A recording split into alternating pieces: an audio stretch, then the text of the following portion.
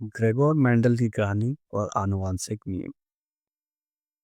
क्या आपने कभी सोचा है हमारी आंखों का रंग, बालों का प्रकार या कद हमारे माता पिता जैसा क्यों होता है? यह सब आनुवंशिकता यानी जेनेटिक्स की वजह से होता है। और इस जेनेटिक्स की नींव रखी थी एक महान वैज्ञानिक ग्रेगोर जोहान मेंडल ने। उन्हें कहा जाता है आधुनिक आनुवंशिकता का जनक, फादर ऑफ मॉडर्न जेनेटिक्स।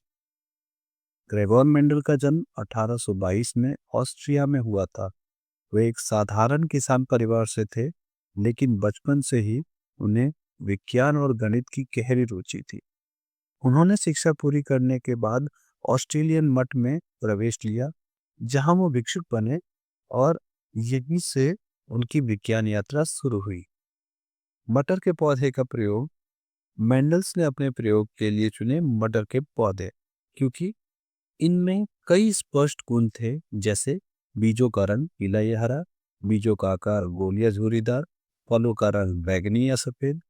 इन गुणों को देखकर मेंडल्स ने पौधे का संकरण यानी क्रॉस पॉलिनेशन किया और कई वर्षों तक अगली पीढ़ी का अध्ययन किया। उन्होंने पाया कि माता पिता के गुण कुछ निश्चित नियमों के अनुसार संतान में आते हैं। अलील क्या होता है?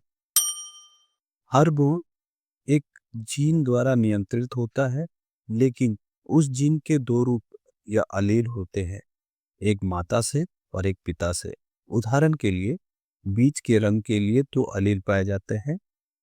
वाई पीले रंग के लिए डोमिनेंट अलील, स्मॉल वाई हरे रंग के लिए रिसेसिव अलील। मेंडल्स ने दो प्योर पौधे चुने, एक पीले बीज वाले और दूसरा हरा बीज वाले। उन्होंने दोनों का क्रॉस किया, Y Y cross, small Y. F1 generation, सभी पौधे बने कैपिटल वाई स्मॉल वाई और सभी के बीज पीले थे, क्योंकि पीला रंग डोमिनेंट होता है। जब इन F1 पौधों का आपस में क्रॉस किया गया, capital Y cross capital Y small Y, तो अगली पीढ़ी F2 के चार प्रकार के पौधे बने, capital Y capital Y, capital Y small Y, capital Y small Y, small Y small Y. Result, तीन पीले बीज वाले, एक हरे बीज वाले। ये दिखाता है लॉ ऑफ सेग्रीगेशन कि हर गुण के दो अलील युग्मक बनते समय अलग अलग हो जाते हैं। डाइहेब्रिड क्रॉस। जब मेंडल ने दो गुणों के साथ में देखा, बीजों का रंग और बीजों का आकार, उन्होंने दो प्योर पौधे लिए, एक पीला गोला कैपिटल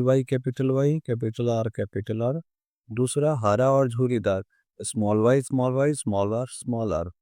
क्रॉस किया गया, F1 जनरेशन, सभी पौधे बने Y capital R small R, पीले और गोले बीज। जब इन F1 पौधे को आपस में क्रॉस किया गया, तो 16 प्रकार के पौधे बने, जिनका अनुपात था 9:3:3:1। यह है लॉ ऑफ इंडिपेंडेंट असॉर्टमेंट, जो बताता है कि एक गुण रंग का वंशानुक्रम दूसरे गुण आकार से स्वतंत्र होता है। मेंडल के शोध प्रसिद्ध नहीं हुए। मेंडल ने अपनी सभी रिजल्ट बहुत सावधानी से लिखे और साल 1866 में अपना शोध पत्र एक स्थानीय वैज्ञानिक पत्रिका प्रकाशित किया, एक्सपेरिमेंट ऑन प्लांट हाइब्रिडाइजेशन नाम से। लेकिन उस समय ना तो जेनेटिक्स शब्द प्रचलित था और ना ही लोगों को जीन, क्रोमोसोम या डीएनए के बारे में जानकारी थी। वैज्ञानिकों को मेंडल की गणितीय और गणनाएं बहुत जटिल लगी। उनकी भाषा, उनके परिणाम समझाना मुश्किल था, इसीलिए किसी ने उनकी काम पर ध्यान नहीं दिया।